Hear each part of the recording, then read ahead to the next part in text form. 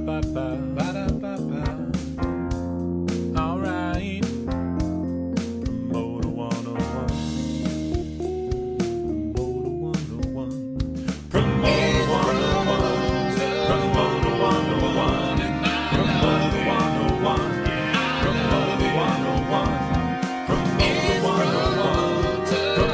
101. Promoter 101. Promoter 101. Hey, this is Charlie from Crescent Ballroom, Stateside Presents, and the new Van Buren Theater. I'll be a guest on Promoter 101 when I attend my first Polestar Live.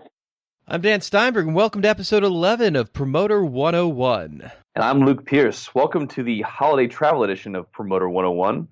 We're getting this sucker out a few days early in hopes that you fine folks listening will download and listen on your flights home to your families. That's that Hanukkah spirit that we all like. More smart-ass industry talk for all comers. Dan, what side of Santa's list are you going to find yourself on this year? Have you been naughty or nice? To say I've actually surprisingly been on my best behavior this year, but it's a whole lot less fun.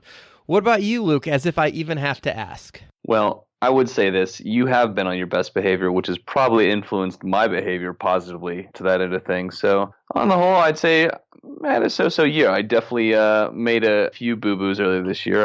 I broke my elbow being kind of an idiot earlier this year, which should, by extension, put me on that list. But in general, I've, behaved myself more or less this year. So I'm going to be optimistic and put myself on the nice list. I would say that might be a tad bit optimistic, but what the hell? It's Christmas. We'll give you a little. Let's go this week in the news.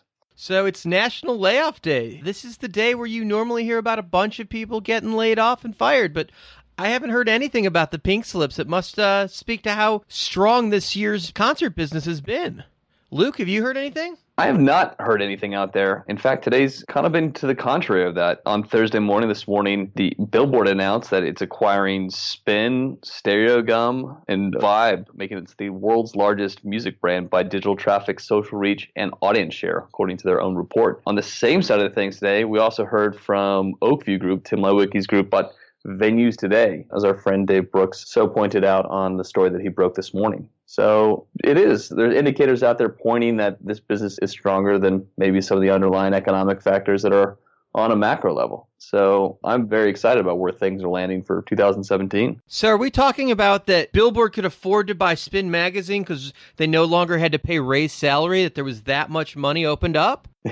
Well, I mean, it can't be that incredibly that much because you have Tim Lewicki going out there buying Ray a publication to work in, right? It makes sense, right? Well, I think it'll make venues today much more relevant having Ray on board there. I mean, he's obviously the entire conference when it comes to Billboard. And I think we're going to see something good happen there with venues today being a real competitor to Polestar, I would imagine, with Ray at the helm. Yeah, I would say so too. The Billboard acquisition too makes that just a gigantic place for news. I mean, now that's everything from urban to pop to rock, under one massive portfolio between Hollywood Reporter and Billboard. That's going to be the center trade for most of the news coming out of the business right now. So that makes them, really powerful and, definitely scales their business in a really positive way.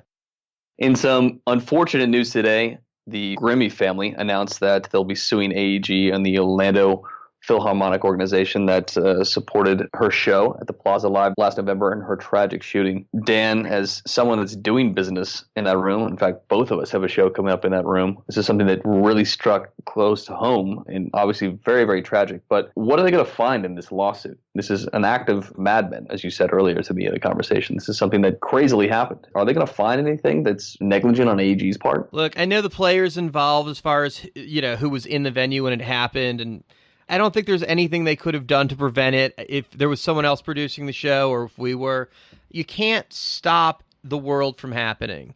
And in this particular case, I think they're going to find the court's going to rule the same thing. But it's a tricky law system, and it takes better legal minds than you or mine to jump in this and break it down. So I wouldn't be surprised if there was a settlement at some point. But AEG tends to be not the company that will be pushed around by idle lawsuits, as we saw with Michael Jackson, that they will play it all the way through and fight the principle. And they've got the pockets to do that. And I think in this case, we're going to see that they have the pockets and the principle on their side, and they're probably going to play this out. Obviously, that's the wrongful death lawsuit. I'm not by any means legally educated for those things, but it's the second time that AEG has been sued in the last 5 years for someone dying under the care of a tour or a venue that they're operating. So that kind of mounting pressure can't feel great as an executive over at AEG, right? I think they do an amazing amount of shows, and with that kind of volume, if you think about the percentage and the numbers, it just really is a very low percentage of what happens from people that come through the doors on their event. I think it's a coincidence that it's happened and there's multiple things, but if you look at some of the other companies, they exist. And in a lot of the other genres of music, particularly EDM, you see way higher rate of casualties at shows. And this is different. This is something else. In the EDM world, it's certainly not related to, a shooting situation. We've seen plenty of fatalities. It's more often drugs. It's drugs. Yeah, it's drugs. It's overdosing and it's dehydration, and there's definitely a touch to Molly and the chemicals and how your body reacts, and it's a whole different experience. And once again, you're going to need a chemist to come in or somebody with a medical degree. Well, obviously, Christina Grimmie's death was very tragic and super unfortunate in a lot of ways, but I think that we'll all be curiously watching the outcome of that particular lawsuit and how it plays out, especially because we know some of the players are involved with it, and we're doing a show in Plaza Live together in March? Yeah, Humphrey's coming up there, and we've done a bunch of other shows in that room, and at the end of the day, they're all professionals and people that know what they're doing. And at the end of the day, you're going to find out that there was no malice involved because they were professionals that were just doing their jobs, and it was just dumb luck that it turned out that way. Obviously, a very unfortunate scenario, and our hearts go out to the family. Of course. Hearing some rumors out of Washington, Donald Trump still struggling to figure out who's going to perform at his inauguration. I think that list, as Alec Baldwin joked on Saturday Night Live, is down to 2 great names. They're fantastic names. One of which is going to be America's Got Talent / YouTube star Jackie Evancho. But the other one floated out this week was the Beach Boys possibly performing at it. Dan, how do you feel about some surf rock at the Trump inauguration this year? They're a client. We do shows with them. They're a great live band, and I think their music everybody can get behind. I've also heard Randy Rogers is possibly doing it, which is a cool thing.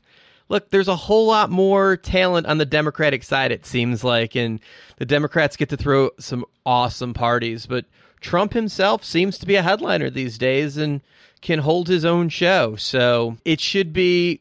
Look, we'll all be at home watching. It's going to be a shit show. There's no question. But a new president is getting crowned, so to speak. So we're going to be there to watch the show and see what happens. And I'm trying not to poke too much fun at it. I'm trying to be respectful of the guy that is now our new leader.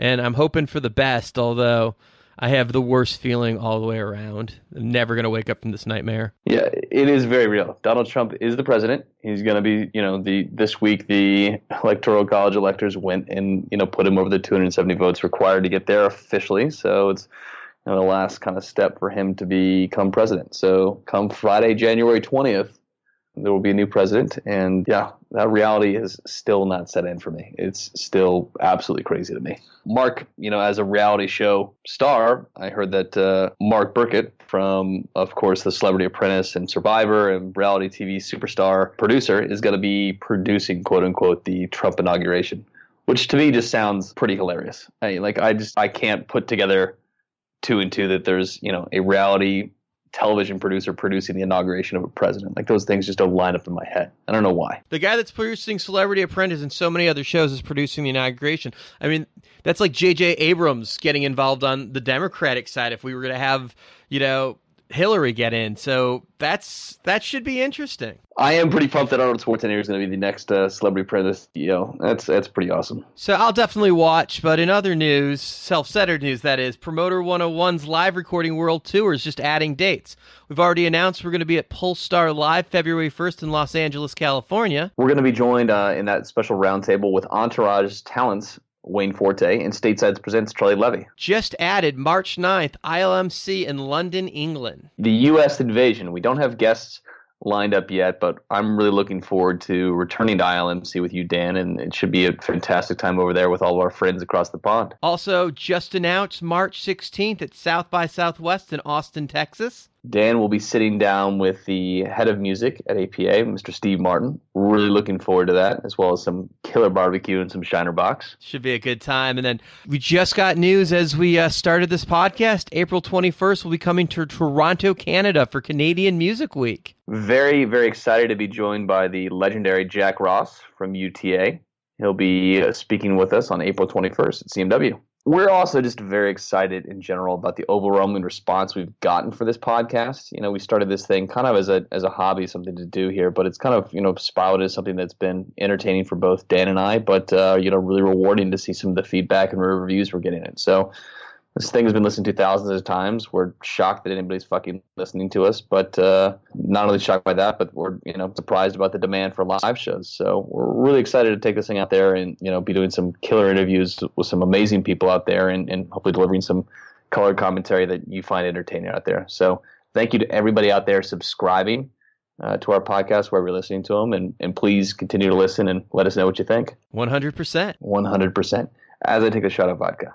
Promoter 101 tweets. Let's take a moment in this podcast here. This is the section where we break down what's going on in the wild mind of Dan Steinberg on Twitter this week.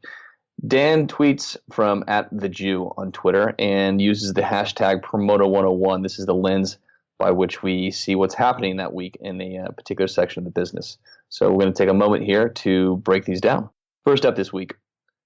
When a venue begs for a show promising the family deal and then sends you the rack rates. Yeah, my job is to find the best possible play for the artist while hammering out the best deal.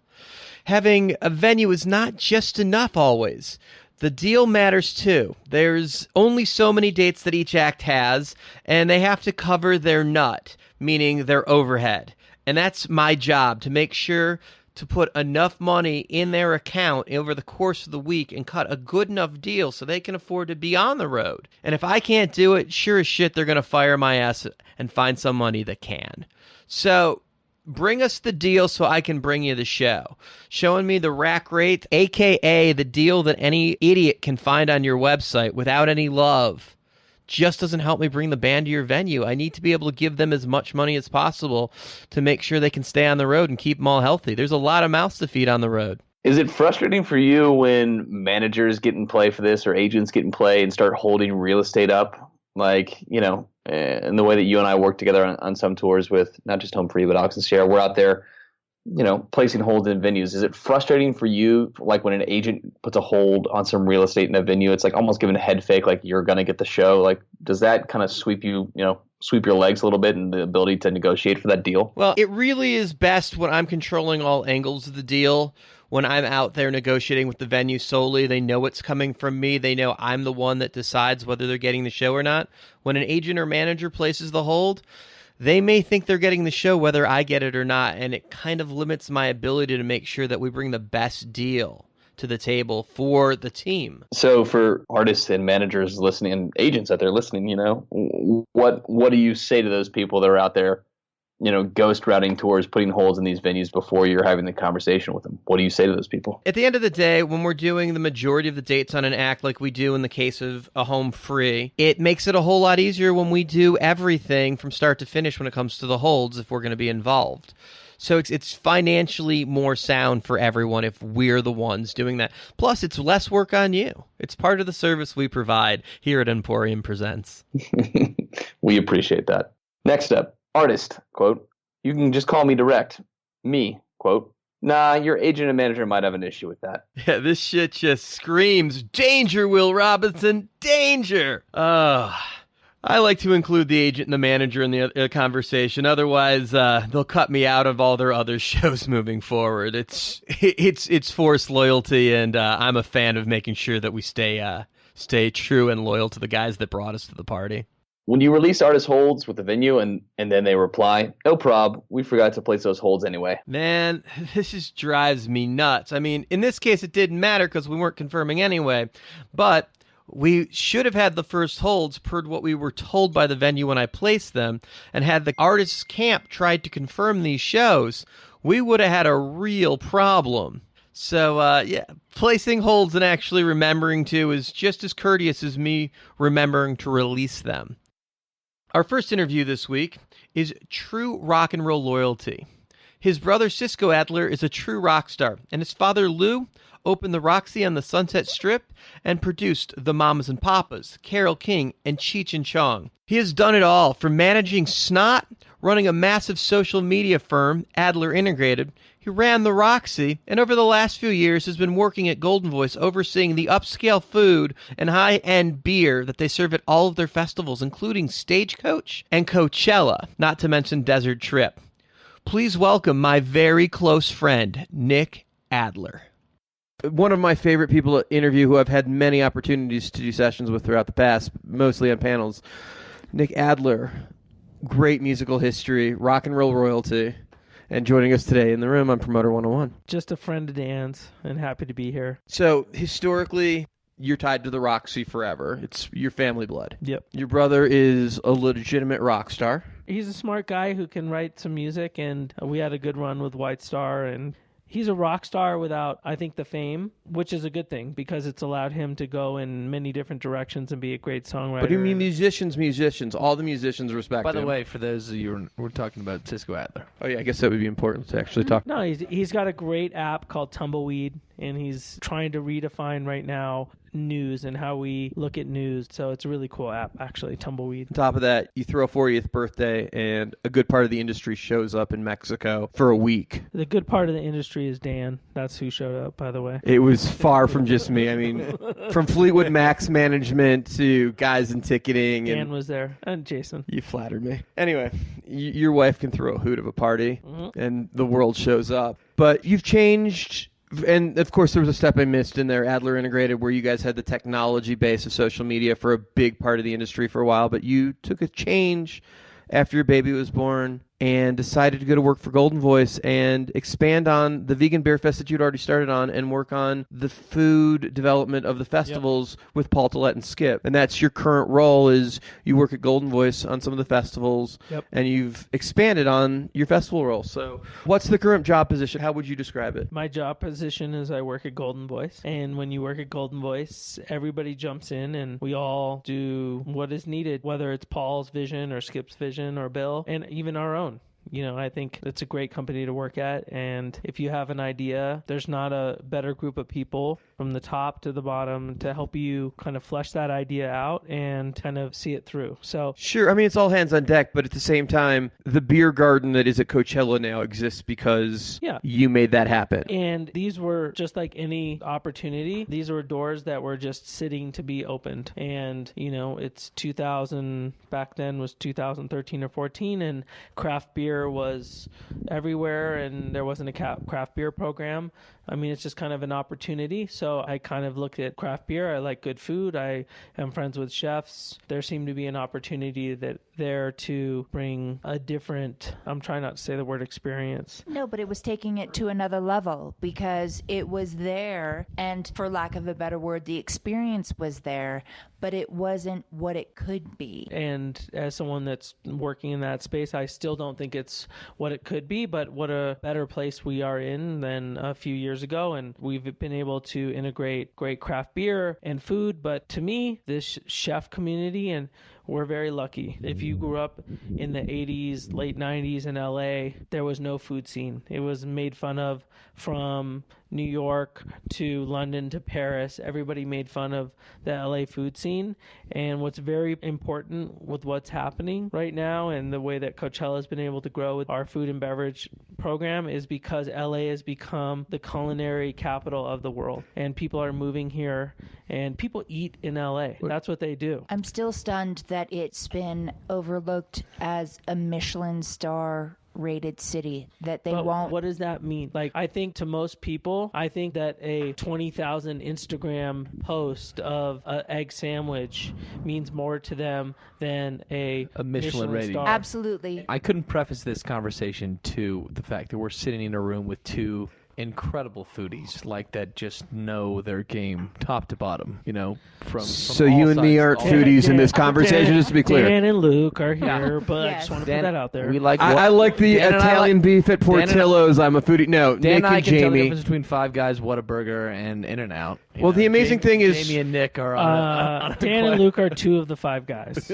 So in all fairness, the night that Luke and Nick met for the first time, I believe, we had dinner on the Sunset Strip. Where was that at? That was at Chefski's? Yeah. At Chef Fretz. Yes. Stephen Fretz. Yeah, so it was amazing because they took the menus away from us when we sat down. First we walked in, they gave us menus, and then Nick came in and like, oh, you're with Nick. No, and they took the menus away. It's just like a musician gets to his favorite club and cannot wait to perform, just like an artist is in their favorite city and they're going to paint their favorite painting. Chefs, they get excited. People who care about food, you care about it, you talk about it, you give them feedback. Like, that's what some artists don't need feedback. Some artists don't want it. But most artists want feedback, and whether they like it or not, and the food world is right there. And food world is based on feedback, and now it's not some crusty guy that you never recognize, and he's the biggest guy in the world. He's sitting in the back of the room eating your food, but it's the 20-year-olds that are sitting there, and they're like, this is the greatest food ever.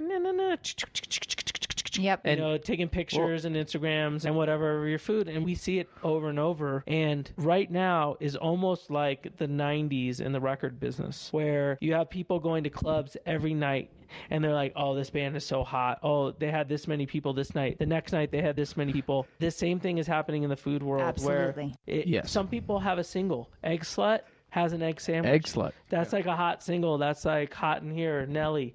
But then there's like John and Vinny that have the an Animals album guy, that is like Led Zeppelin, and you just live it and own it. So it's very much like the food and the record business are very parallel right now of the 90s, I think. Do you agree, Jamie? Absolutely agree. And yeah, it's discovering albums as far as chefs And some go. chefs are. And some chefs just have one great song, and that's okay too. And we love... It's okay, but you figure out the way that we did with an artist when you're like, oh, you're just one song. Right. We figure that out with chefs right away as well. That's right. We you eat it a have lot to and we have move on. depth. And then you have chefs to we have love, the we deep stay with. tracks. Yes. And And here are two people sitting at, Is there any way that you guys can leave? Yeah. And Jamie and I Sure. can just keep going. You know all what? night? This is I don't know that Greg would Promoter really 101 like that, but... Promoter 101, hosted by Jamie Loeb and Nick Adler here at Aspen Live. We're just sitting and listening to these two talk about things that are about food. way over Dan and I's palates of food. But you're at the intersection of music and culinary experience and commerce in a lot of ways, and that's very unique because you get to envelop every sensory part of things. Well, not only that, you throw incredible.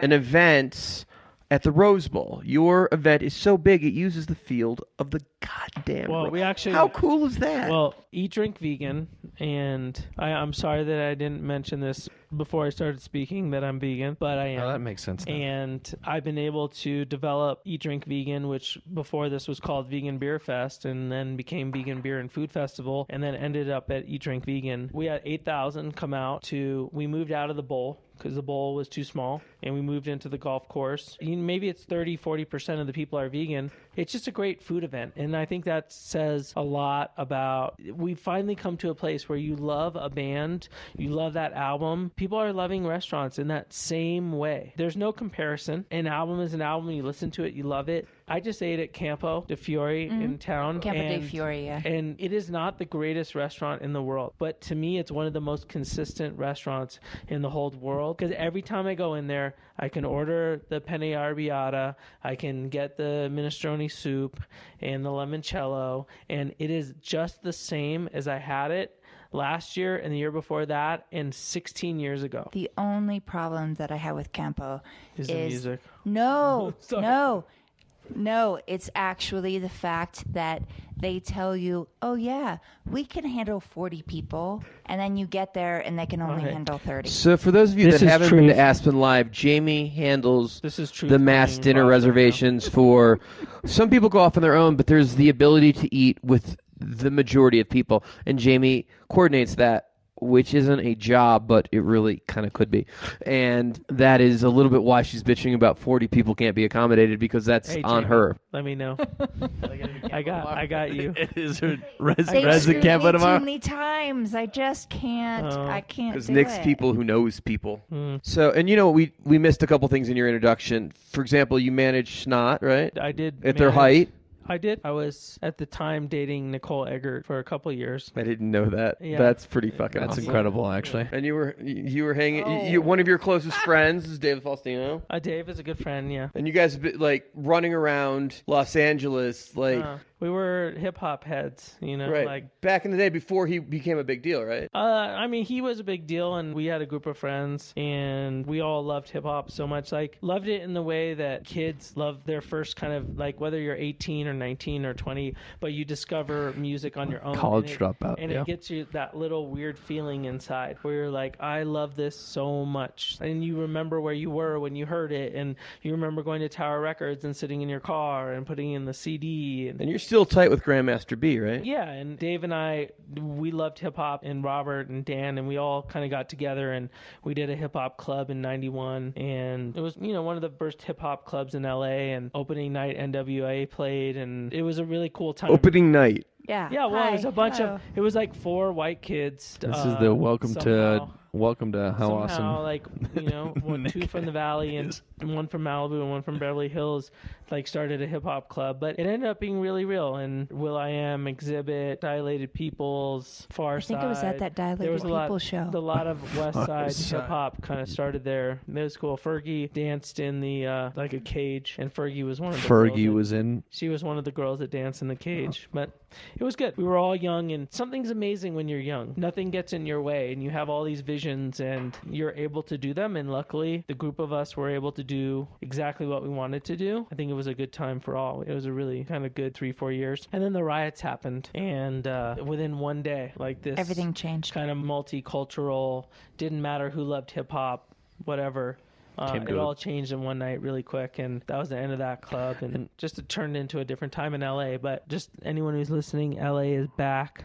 We are strong. Music, art, food, culture. I could not agree more with what you guys are saying about that. And then these are two people that are at the pulse of that LA scene for music and food and culture and all those things. And that's a crazy, interesting observation that post-riot, pre-riot time in LA, that's got to be a really interesting time to be there and to have a multicultural experience prior to... Yeah, and we did the all that club happening. afterwards, and it was definitely different. And it took a little time. It wasn't a long time. And I think LA's always been a pretty integrated city, and I think more than ever right now, it's more about, I think what separates us is what you create. And I don't mean that in a bad way, but there's chefs, there's artists, there's food, there's builders, there's community builders. There's just, I know I sound like I'm repeating myself, but I'm so proud of LA right now because for a long time, I think a lot of people think of us as Hollywood, as stars, but there's so much solid underground, middle ground stuff happening in music and art and food right now that I don't know if there's a better place in LA right now. Yes, but I need to caution what happened in Oakland, in that a lot of the underground and a lot of what's been bubbling up over the last You're talking few about years. Trump protesting? No, I'm Ghost talking Ship. about the fire. Oh, the Ghost Ship. Yeah, Ghost Show. And I've been to a lot of venues that weren't really venues, and a lot of spaces that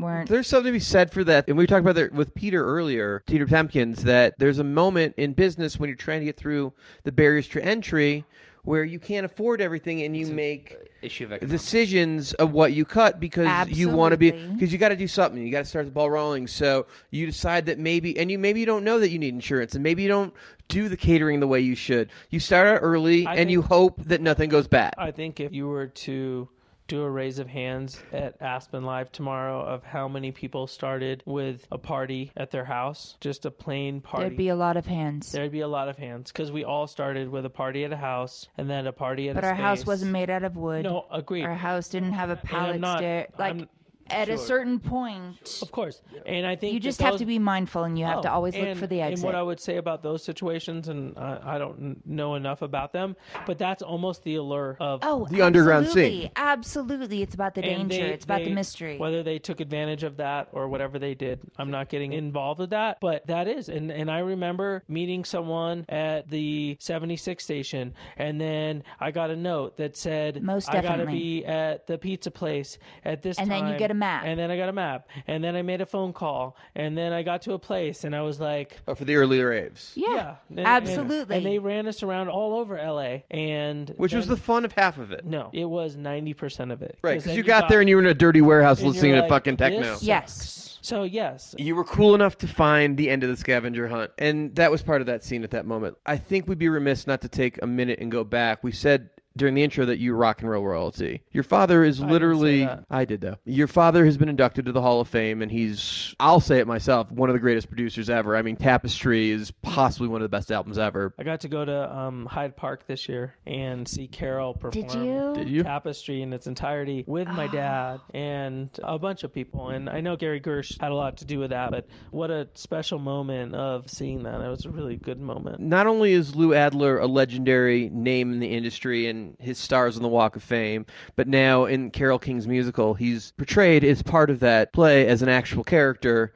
He's that involved with the character that not only is he in the Hall of Fame now, but he is living on in Broadway as a character in one of the biggest, most powerful, epic characters. See them at Pantages every night. Yes. Oh, great. Niederlander Plague. Awesome. How synergy is in the house. But, I mean, an amazing thing, because you're learning from one of the guys that, like, pioneered our industry. So the tools that were there is amazing, but you can be given all the tools in the world and go out and do nothing with them. But you've had opportunity and you've created your own world out of that.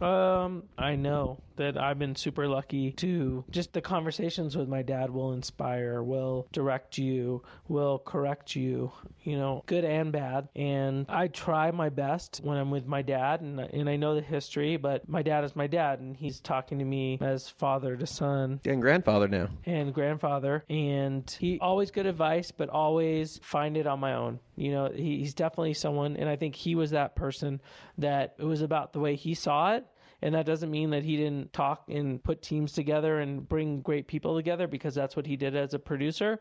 But I think he always kind of had a vision, and, you know, I feel like he's pushed me when possible and where possible to kind of come up with my own ideas. And He wanted you to have your vision. Yeah, definitely he did. I think it's an interesting thing, because as many times as I've had the opportunity to interview you on panels, we've actually never really spoken about your dad publicly. Mm-hmm. There's always so many great things to talk about that you're involved with, because it's whether it's the technology of what you're doing with social media, which you have more followers than almost anyone I know that isn't a famous performer. I have more followers than Dan. Well, that's not hard to do. But you're not on stage. You're behind the scenes, and yet you've got not the $55,000 followers or whatever. I think there was a time when social was coming up that getting in early. I think there was a lot of growth early, but it was super fun. Like, I'm a big fan of community, whether it's what we're going to walk in tomorrow at 3 o'clock and we all look around the room and we know, like, we see Dan and Jamie and Bob and Jim and Jeff, and we see all these people around the room, and we're like, we are in a community. I feel that passionate about food community, about the chef community, about, at the time, hard rock or new rock or whatever it might be. But community is super important. And I think my dad was able to show that early on with Jan and Dean and kind of the surf scene and what that was all about. And then Monterey Pop's coming up on 50 years and just the Summer of Love and that movement. And, you know, what Is there going to be something going on with that? It seems very poignant, 50 years. There might be something going on. Stay tuned. Stay tuned. Is that, like, it makes sense? Maybe I'm going to get into that, or is there, like, yeah, something's going to happen? Should we break it on Promoter Both 101? of those. Okay. Well, I mean, you work for a company that does that stuff, and your dad's still, like... Yeah, my dad's still there. You know what? One thing about my dad is he just did, and he worked with my brother, Cisco. Cisco did all the music on the new Rocky Horror that just came out on Fox. How do I not know about this? It came out on You Halloween. do. You're here. Promoter 101. Bringing it to you in real time. Right now. Except but like they it was redid in kind of more of a just celebrating Rocky Horror. They did a remake of Rocky Horror. My dad produced it, and Kenny Ortega directed it. And I'm stunned. Like, I do the toast and the cards and the newspaper and the toilet paper and the whole thing. you're gonna love and hate, because I think if you're an original Rocky Horror fan, you love and hate everything. Okay. Whether it's the water that you're drinking or the popcorn. And I think you'll love and hate the new Rocky Horror. and I had a chance to go see it screening and I didn't go, and a bunch of different viewings of it. And I watched it with my wife at 9:00 on Halloween, just like everybody else. And it was just commercials and all, and really cool to see a movie that's been around for maybe 40 years make its way back again. And I know how hard my dad worked on it.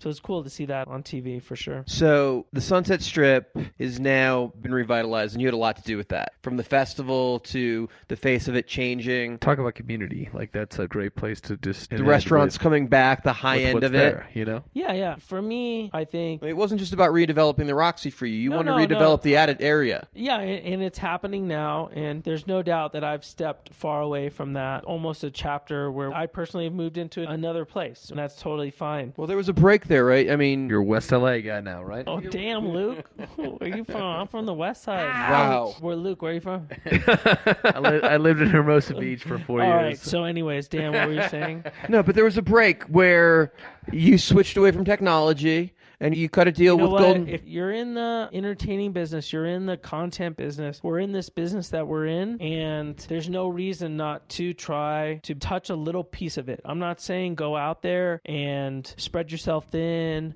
or do things that you shouldn't be doing, but if we're putting on a show or we're putting on an amazing food event or putting on a great festival, there's no reason that you shouldn't be out there trying to touch every different angle to try to get people there. The way I feel, like, if I'm making dinner, I want you there. I'm working hard in the kitchen. I woke up early this morning.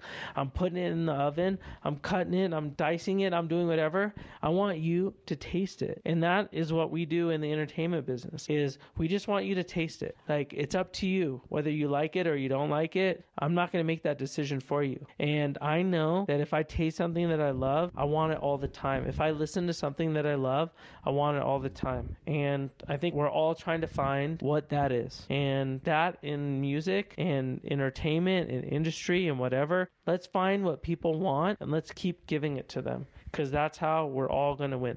Can I drop the mic? You can. But... I feel like this is That's Nick. This is mic drop Nic Adler, Promoter 101. It's just I can't let you leave the room without talking about my favorite thing that we've ever bonded I'm the on. first person ever to pick back up the mic. We bonded. The mic. We had to buy a new one. We bonded over a love for the Junkyard Dog. And I think it would be wrong not to talk about that. Yeah. Your experience throughout the different sides of the business, whether it's technology or food or the venue, it's like you've been fearless to try different things and open yourself up to different sides of the industry. Are you making a connection with Junkyard Dog? No, I just wanted you to pick the mic back up. There, I knew that would do it, though.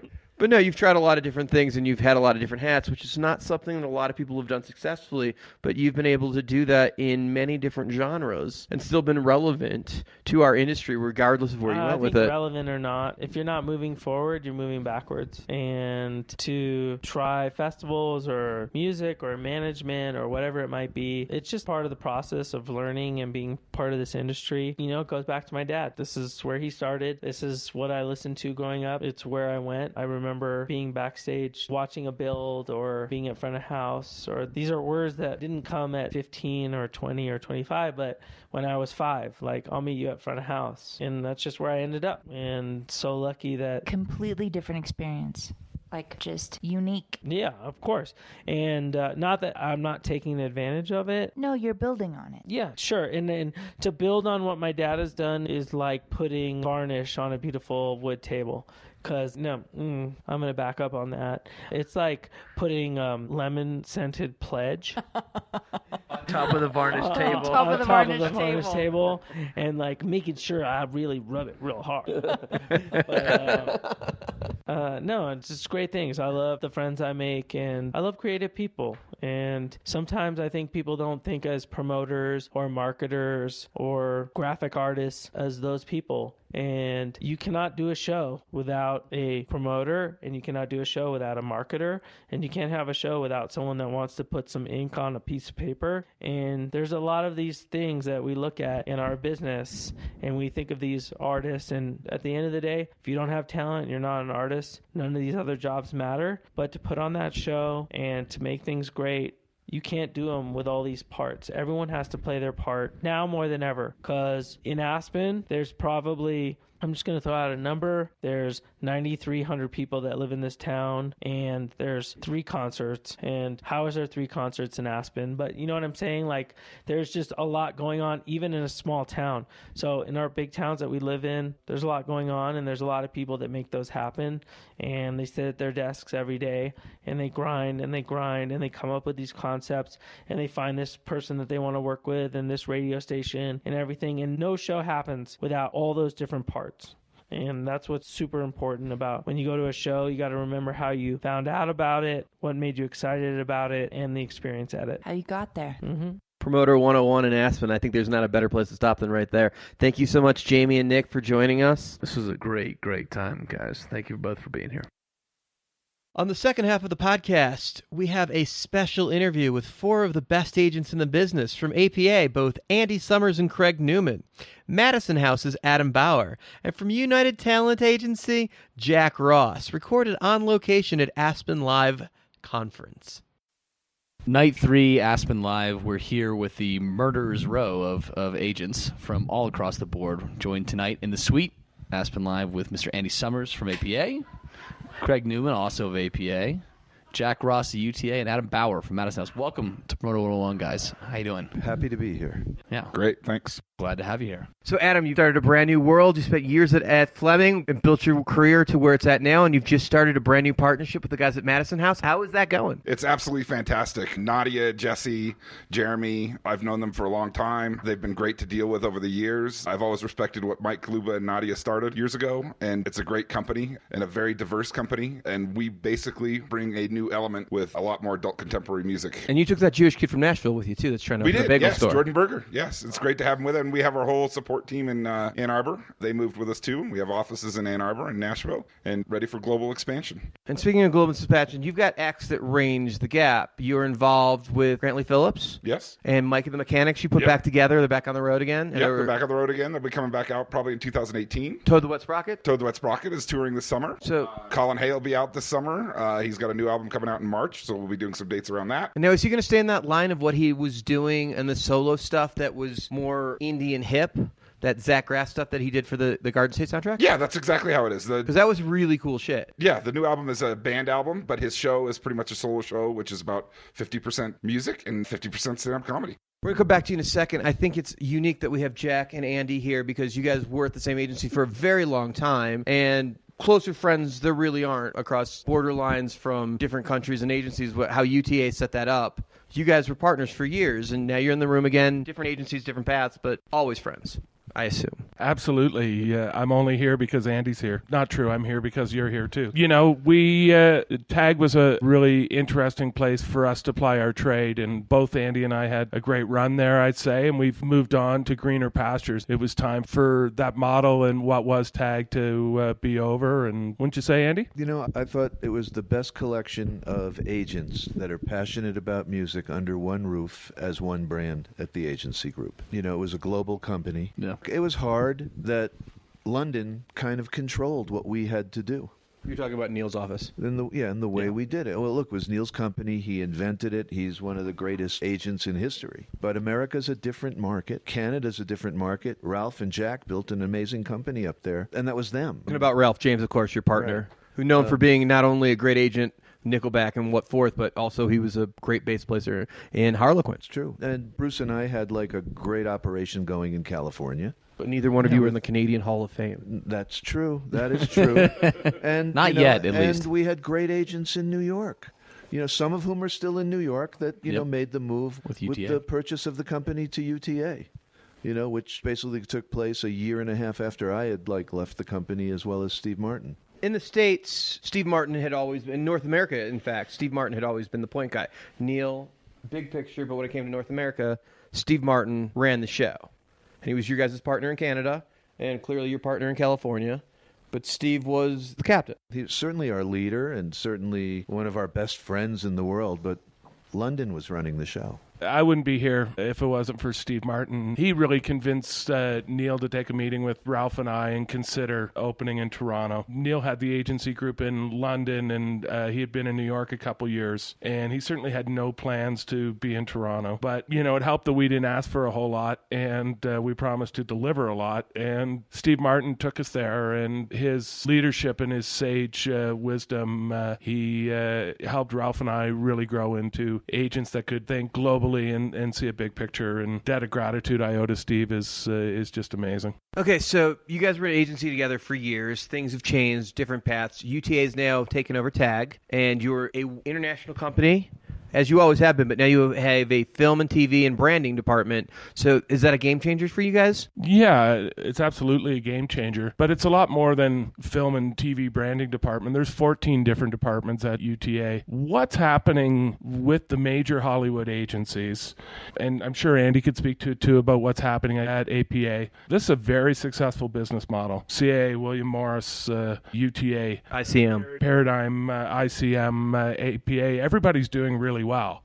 Everybody's growing and expanding. We're in a world that needs a lot of content, and we represent artists who are creating content, and it's a really good time to be an agent. Do you agree, Andy? It's a good time to be an agent? Yeah, I think so. I mean, yeah, like Jack says, the world needs entertainment. Sure. Needs things to do, things to see. Agencies are providing it. Some agencies are delving out of the agency business right now. Right. Media companies, really. And, but that's just how the whole entertainment business is changing. It's just different.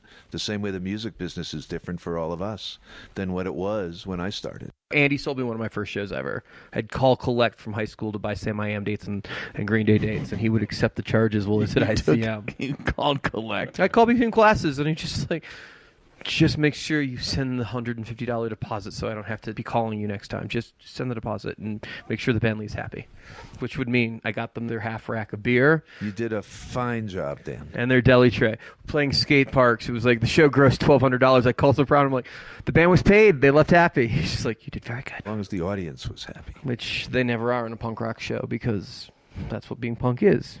Got to be angry. Be unhappy. But and since I've known you, you've gone through a string of agencies. Historically, you started at William Morris, and there was some time at FBI. ICM for a very long time. Well, 6 years at ICM, but William Morris was kind of like going to college. That's where you started in the mailroom, right? In the mailroom, but, And that's where you first met Wayne?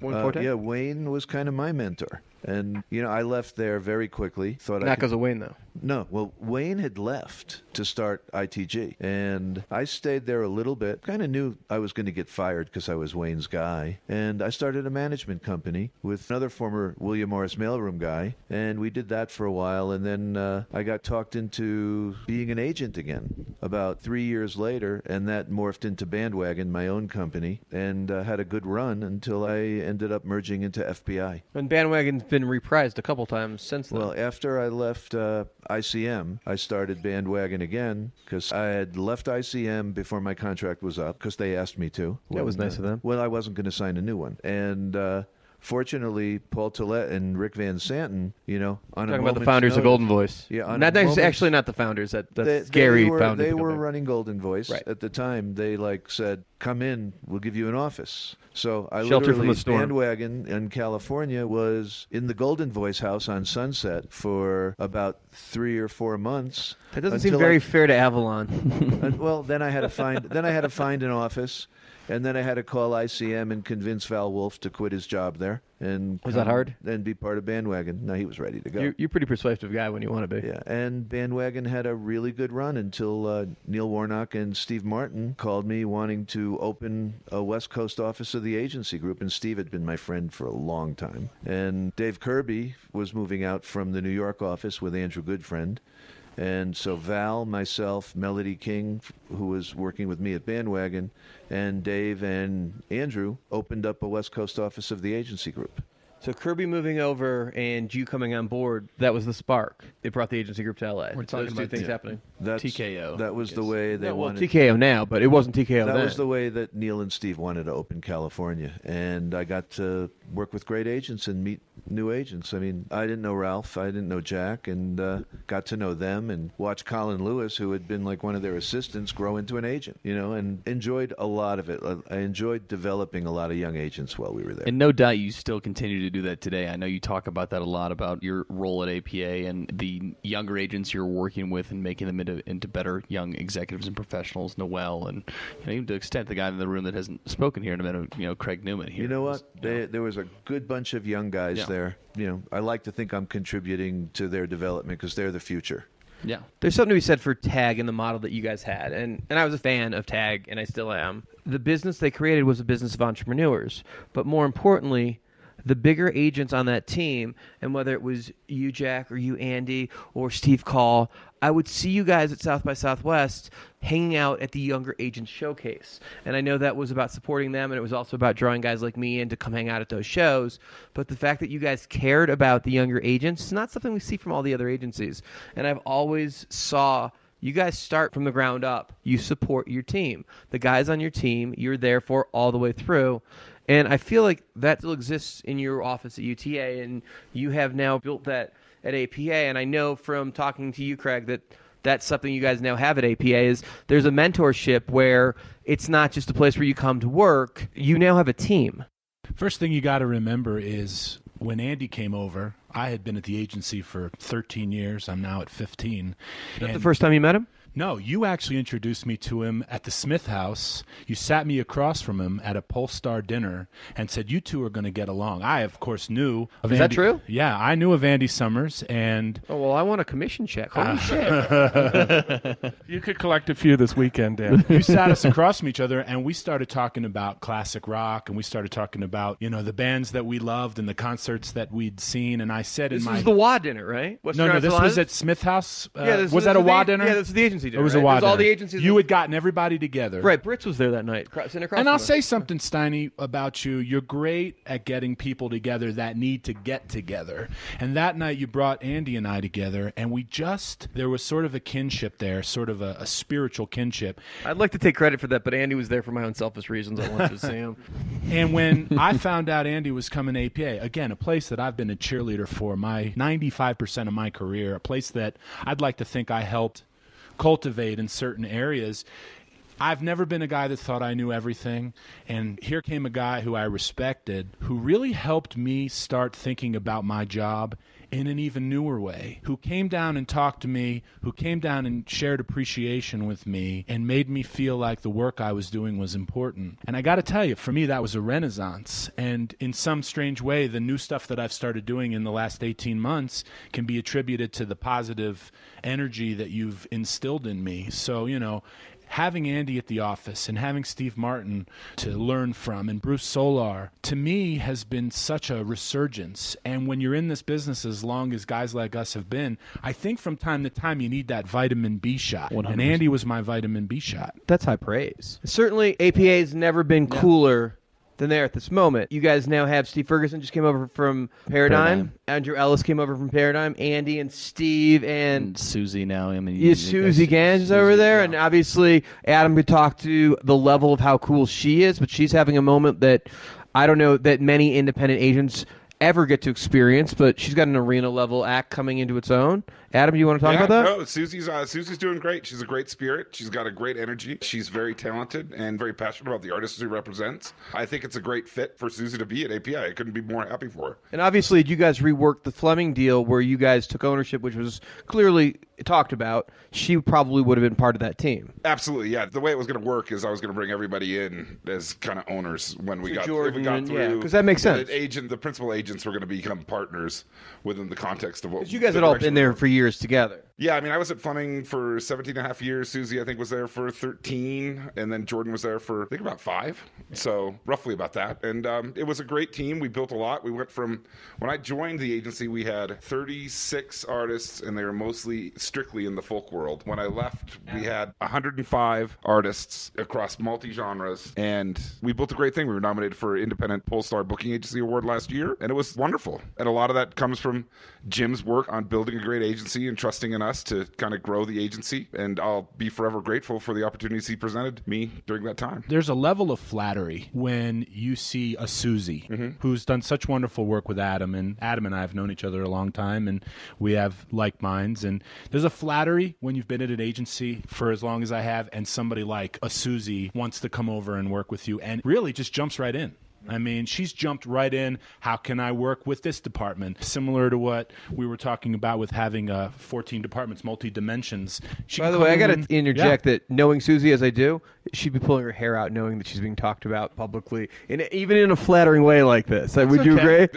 By the way, that's one example. And we've only said flattering things, right? Danny, that's one example. Right. In the last 6-7 years, to see who we've been able to bring over, who wants to be with us, it's just really been flattering. All right, now let's talk about what you guys do individually. I mean, I predict you're about to have a very big year. You not only have a lot of great acts day to day. I mean, Fab Four, one of our favorite shows to keep on the road. Not only is it a Beatle tribute act that is on the highest level, it's got an attachment to PBS, which makes it easier to sell than the rest of them. But you've signed the hottest toy in the world, Shopkins, to tour. I know our firm has doubled down on this bet, but I think this is going to be the biggest kids tour of the year. This is the beginning of something new for me, but it's also the beginning of something new, I think, for our relationship, my relationship with Emporium, my relationship with other promoters. I mean, we're certainly buying dinner tonight for you. There's no question. And just so everybody understands, Andy would say you're going to be able to schnorr dinner out of us. Luke and I were having a great conversation that David Britz and I were having a while back about family programming and how managers want to try and find family programming and agents want to try and find family programming. And actually, there's a wealth of it if you know where to look. And if you have chops, and the truth is, it's my daughter, who is now 4.5, coming home from school 2 years ago and asking me to buy her this toy, and this bond that I formed over collecting this toy, that by the time Gilles Pequin came to me to represent the tour, he was so thrilled with how much I knew about it. And to be able to come to my first 3 phone calls, one of which was Dan Steinberg and Jason Zink, and say, I've got something here. Are you a believer? And then, Steiny, for you to say, hey, listen, if my kid says that there's some gusto there, there's some gusto there. It is an actually very odd thing that my daughter has become 100% accurate as an indicator on some of the hottest kids tours out there. Yeah, through the charts with Reese on this one. And let me just say that whereas there's some great family tours out there, Shopkins is really going to be the first one that goes from toys to apparel. It's sort of a little bit of a different rhythm than the Nickelodeon and Disney shows. This is something that started as a collectible, evolved into a doll, is now a hot apparel, and has a company that's not even U.S.-based, they're Australia-based, who's now the 3rd largest toy company in America with $1 billion in sales, to be able to actually cultivate an original musical that Gilles Pequin and his wife are putting together. And we already have 18 weeks set up for a show that's still being built. That's new for me. By the way, it's a really cool thing when you're routing a tour and you're like, hey, Sacramento Union Bill is going to be really big to put the theater on Veterans Day, but if we can do 2 at the Crest, which is non-union, I can save you $18,000. And they're like, oh, great. Well, we can rewrite the production based on the specs. Rewrite it. Ooh. They are rewriting the show for venues that can't fly because of conversations that Dan and I have But had. We communicated that we could save $18,000 on a particular day because of a union bill, and Craig took it back to management, and they reproduced the show because it hasn't been built yet. The genius of that is amazing. Right now, Genius will be if it really happens, Dan. That will be the genius. Excellent point, my friend. Listen, man, I got the mortgage rolling on this one, too. Apparently, I need to get more kids because I don't even know who this Shopkins thing is. Let's pick up from what other acts you've had and how the synergy of having Bruce Solar and Andy Summers and Steve Martin and Andrew Ellis, now part of that team, has changed the game at APA. Yeah, and Steve Martin, I think we would all agree, is a wonderful A&R kind of guy. He'll come to a young agent and say, I see something in you that makes sense. I've been offered this act. It's a substantial act. And he'll come to an agent and say, you're the right person for this. That's A&R, man. That's absolutely. And for him to come to me and say, for example, you're doing great things with PBS. You should work Daniel O'Donnell.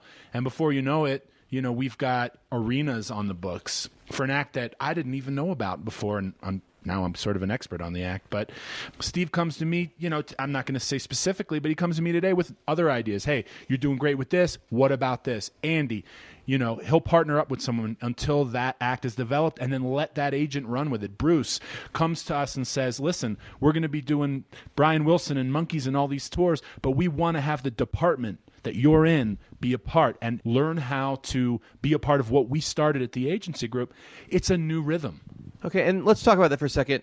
Andy, you, Bruce, and Steve, I mean, you guys were the trio over there, and you're the trio again, but the Monkees, Brian Wilson, and Brian Wilson's one of the biggest tours of last year and of this year, but the trio of the three of you putting your heads together, just put your heads down and create business. Well, we've been partners for a long time. I mean, I've known Steve, since my New York days. And... always been on the same wavelength. We all love Steve Martin, all of us. He's a good friend for all of us, and he's a righteous guy. And, Bruce I didn't know that well. And he's okay. You should like him. Steve hired Bruce at the agency group probably about 2-3 months after I Did he hire him, or did there. you guys buy Absolute? How did that work out? You don't even remember? I don't even remember. But Bruce He came moved down in, from San Francisco to come work for and Tag. listen, my first year at APA, it was like that was what was missing for me. I mean, I'd walk in the office and Bruce isn't walking into my office. And he came in front loaded with cake, right? That was the first act when he came over from Absolute. That was a big act. Right. But, Bruce is really caring, and he jumped right into it when he got to APA. And I like to think that, there's a couple of great young agents at the agency group that we played a part in developing, and we still root for them, and we're still really good friends with them. Dave Shapiro. David Strunk, Gabe Apodaca. We love those guys, and they're going to be great agents, and UTA is really lucky to have them, and they're going to contribute to UTA in a major way. But, for us, it's like we have young guys at our place that we're the Aaron Dixons taking of the this future. Aaron Dixon, the Josh Rittenhouse, Ben Mensch-Thurlow, who was his assistant, who I think is a star agent. And in New York, Jason Parent, Greg Horrible, and now Brad Wiseman joining. These are entrepreneurial guys. These are the kind of guys that we built the agency group on. It was a very entrepreneurial type of thing. And now we have entrepreneurial guys, people that grew up in APA's system, and we have a hybrid kind of And there was thing a going. reuniting of a couple forces. Noelle came from your system, and Jamie Kelso came from your system. So there were people. Jamie was part of Absolute Artists, and she left the agency group for APA, got to be 10, 11, 12, 13 years ago. But ZZ Ward's agent. So not only trained by Bruce and obviously influenced by Andy, but she left, had a better offer, became a bigger agent at APA, and then reunited after a handful of years with her team. And that had to make it easy having people like Noelle and Jamie, who you guys already knew, on a daily basis, back on the team again. Look, it's all about enjoying the people you work with. Everybody works hard at all these agencies, and it's great when you have a situation where everybody likes each other. All right, well, let's That's take really a moment to kinda talk cool. about, it's great to talk about the concept of the industry and all the bullshit that goes on beside the scene. At the end of the day, you're social distortions agent. You're the guy that gets to decide where Mike Ness is going to take the tour bus, where he's going to go antiquing. When the album's done, where are they going next? What everybody wants to know when they're playing, when they're going to tour. Well, they've been off the road since summer of 2015. We just did a short run where they did the self-titled album, the 25th anniversary of it, and only played a handful, 3. I saw that at the Ryman. Played 3 festivals here, and in 2016, and they're gonna make a record in the coming months, at which point management and I'll sit down and figure out the direction of touring. But they're a band that makes records every 5, 6, or 7 or 8 years, and then they hit the road for a long time. But one of the greatest bands in the world, hands down. Story of my life. Band is amazing. That's got to be the call you get constantly from people you've never heard of.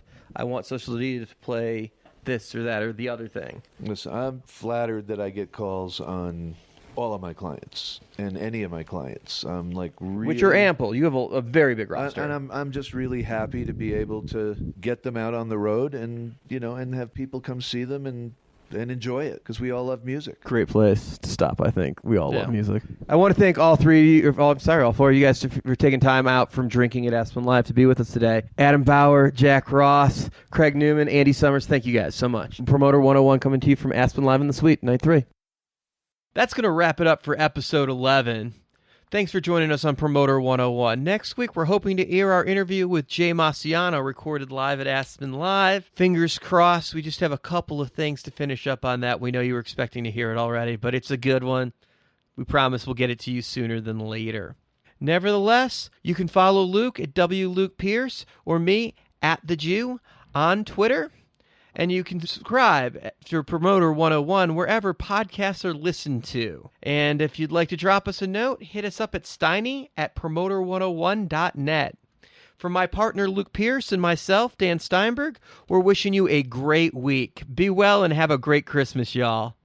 Hey, this is Wayne Forte from Entourage Talent in New York, and I'll be a guest on Promoter 101 at Polestar Live. Come on down and see us.